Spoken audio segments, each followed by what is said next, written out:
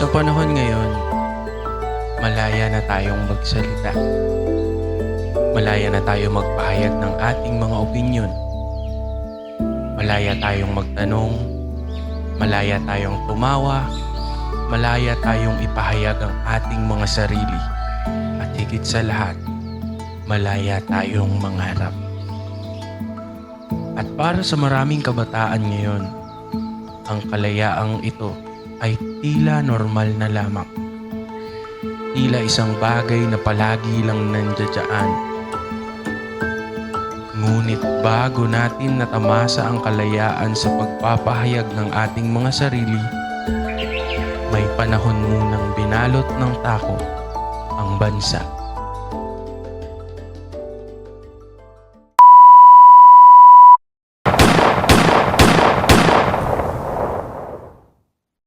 The proclamation of martial law is not a military takeover.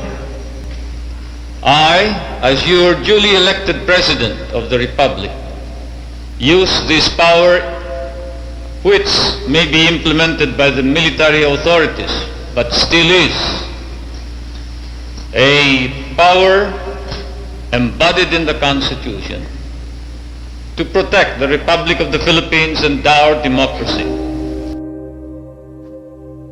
Sa panahon ngayon, sanay tayong magsalita. Maaaring sanay tayong magpahayag na ng ating mga opinyon. Magkomento, magtanong, at sabihin ng mga bagay na nais nating marinig ng iba. Unti-unting nagbago ang buhay ng mga Pilipino. Maraming mamamayan ang natutong mag-ingat sa kilos, mag-ingat sa salita, at higit sa lahat, mag-ingat sa kung sino ang dapat pakinggan. Sa panahong ito, hindi lahat ay maaaring magsalita ng malaya. Hindi lahat ay maaaring magpahayag ng saloobin. At hindi lahat ay ligtas kung magtanong. Lalo na kung ang tinig ay laban sa pamahalaan. Unti-unti na puno ng pangamba ang mga lansangan, may mga pahayagang hindi na muling manaylimbag, may mga boses na hindi na muling narinig, at may mga pamilyang natutong mabuhay sa katahimikan. Dahil sa panahong iyon, ang takot ay hindi lamang damdamin. Isa itong paraan para mabuhay. Takot magsalita, takot makarinig, takot mapansin. Takot na baka simpleng opinyon ay maging kapalit ng kanilang mga buhay. At habang lumilipas ang mga panahon, unti-unting naging alaala ang panahong ito. Isang bahagi ng kasaysayan na para sa iba ay kwento na lamang, ngunit para sa mga nakaranas nito, isa itong realidad na minsang bumalot sa kanilang buhay. Ngayon, namumuhay tayo sa panahong malaya tayong magsalita. Malaya tayong magtanong. Malaya tayong magbigay ng opinyon. Ngunit kasabay ng kalayaang ito ay ang responsibilidad na alalahanin kung bakit natin ito tinatamasa ngayon. Sapagkat may mga kalayaan na hindi basta-basta lamang ibinibigay. May mga karapatang minsang ipinaglaban. At may mga tinig na minsang sinubukang patahimikin. Upang marating natin ang kalayaang mayroon tayo ngayon, ngunit upang higit nating maunawaan ang bigat ng panahong ito, mahalagang balikan ang mga pangyayaring humubog sa isa sa pinakamadilim na bahagi ng kasaysayan ng Pilipinas. Proclamation number 1081, placing the entire Philippines under martial law. September 23, 1972, Ito yung unang araw kung kailan idineklara ni Marcos Sr. ang martial law. Sa unang araw pa lang, 7 public utility companies agad ang ipinasara ni Marcos. Kabilang dito ay ang mga kumpanyang nagpo-provide ng serbisyong kuryente, tubig, telecom at transportation. Hindi rin nakaligtas sa shutdown ang mahigit 400 media outlets. Kasama na rito ang maliliit na radio stations, newspaper publications, pati na ang ABS-CBN. Sa kabila ng pagsasara ng mga media outlet, may ilang pinayagang mag-operate gaya ng Canlaon Broadcasting System at ibang broadcasting company na pagmamay-ari ng mga crony ni Marcos Sr. Pero hindi ABS-CBN, BBC, Panahaw Broadcasting.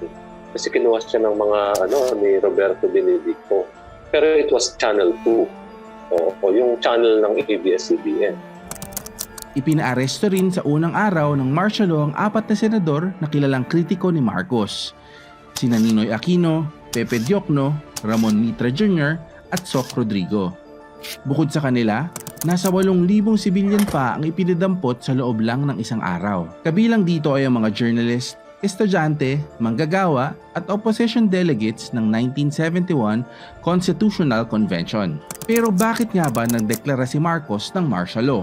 Rewind tayo sa pagkapanalo niya noong 1969 presidential elections.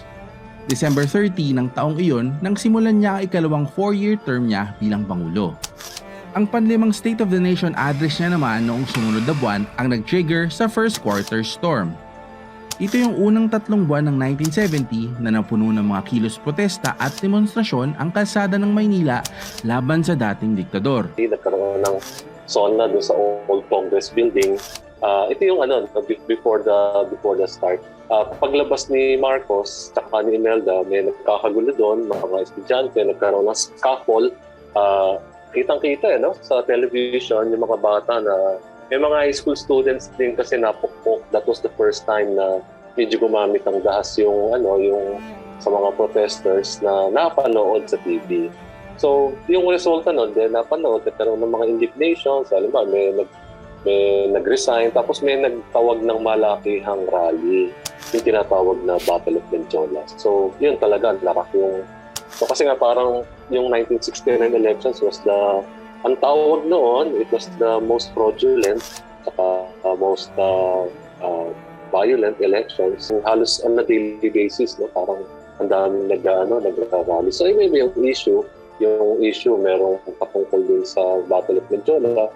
Sumaba yung mga jeepney drivers kasi natataas yung presyo ng langis, price of tuition fee, tumataas din. So yun, halo-halo, maraming sectors yung sumali at doon nabuo yung maraming grupo. Nasundan ng first quarter storm ng serye ng pambobomba sa iba't ibang lugar sa Maynila hanggang 1972.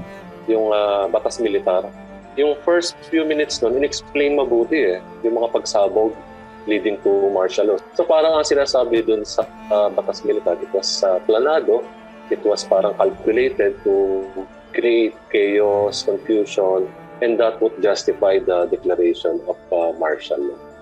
Ginawang basihan ni Marcos ang pag-aalsa ng mga communist group pati na ang pag-ambush sa dating Defense Secretary Juan Ponce Enrile noong September 22, 1972 para ideklara ang martial law. Pero mismong si Enrile ang umamin noong 1986 na pineke nila ang nasabing ambush, na binawi rin niya sa sinulat niyang memoir noong 2012.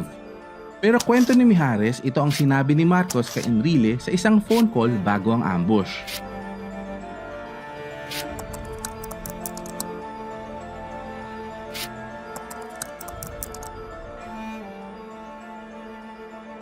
Bago mag-isang taon ng martial law, nakakuha ng mataas na rating sa survey si Marcos Sr. at ang kanyang military. Sinabi niya sa ikawalong sona niya na matagumpay at maganda ang naging epekto ng batas militar. Sinubukan din ni Marcos na tapyasan ng singil sa kuryente para matuwa ang mga Pilipino. Ito na kaya yung sinasabi nilang Golden Age?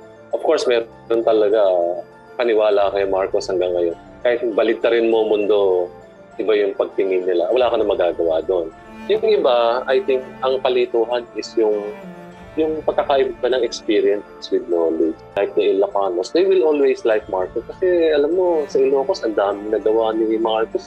Napaganda yung kalye namin. O kaya, halimbawa, sa Tacloban, ako, yung ano namin, marami kaming ayuda ang natanggap, ganyan. So, on one hand, hindi mo naman maalis, totoo yun. Pero kung naman kabuuan, ilan ba kayo na nakaranas niyan? Mula 1972 hanggang 1977, mahigpit na ipinatubad ang 12 midnight to 4 a.m. na curfew hours. People liked it.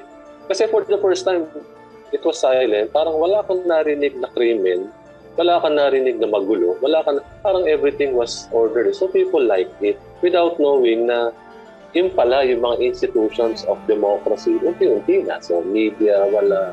Korte, wala. Yung judicial system, isinara. Sa ilalim ng batas militar, marami ang mga ipinagbawal. Bad time to have long hair, lalo na sa mga lalaki. Kasi guguntingin yun eh. Yung mga metro ko, may dalang gunting yun. Guguntingin ka. And then yung mga babae naman, kapag naka-miniskirt, tatastasin yung para humaba. Bawal din ang paglalaro ng baril-barilan at video games dahil bayolente raw ang mga ito. Ipinatigil ang pag-ere ng anime na Voltes 5 ilang episodes bago ang finale nito dahil bayolente. Mula 1972 hanggang sa matapos ang rehimeng Marcos, marami rin ang mga naging paglabag sa karapatang pantao. Umabot sa 70,000 ang mga inaresto at mga sapilitang dinampot ng walang warrant of arrest. Mahigit 30,000 naman ang tinorture at 3,000 ang pinatay ng military at Philippine Constabulary. Mahigit 300 sa lampas 100,000 biktima ng martial law ay hindi na muling nakita ng mga pamilya nila. So pag nahuli ka, dadaling ka sa safe house. So yung mga safe house, mga tagumbahay, and mostly ito nangyayari yung torture, interrogation, sleep deprivation. No? Sometimes merong tinatawag na water cure, yung ilalagyan ng bawal, di ba, basahin. So parang drowning sensation.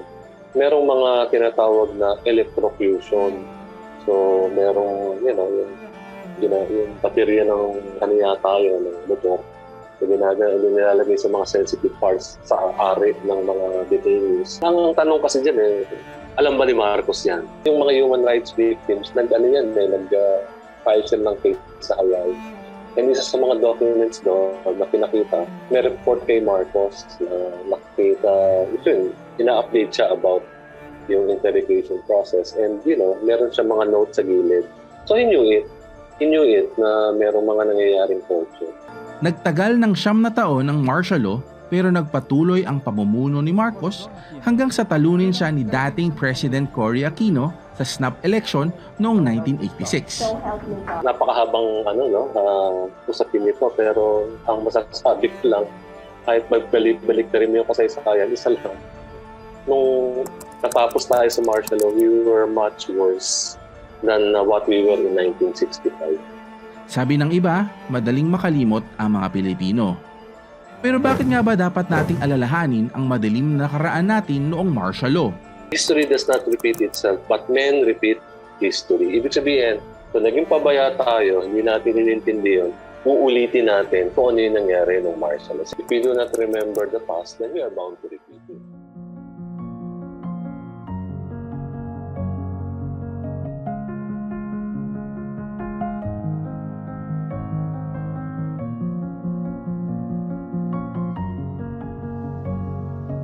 Ngunit sa kabila ng takot, may mga Pilipinong piniling tumindig.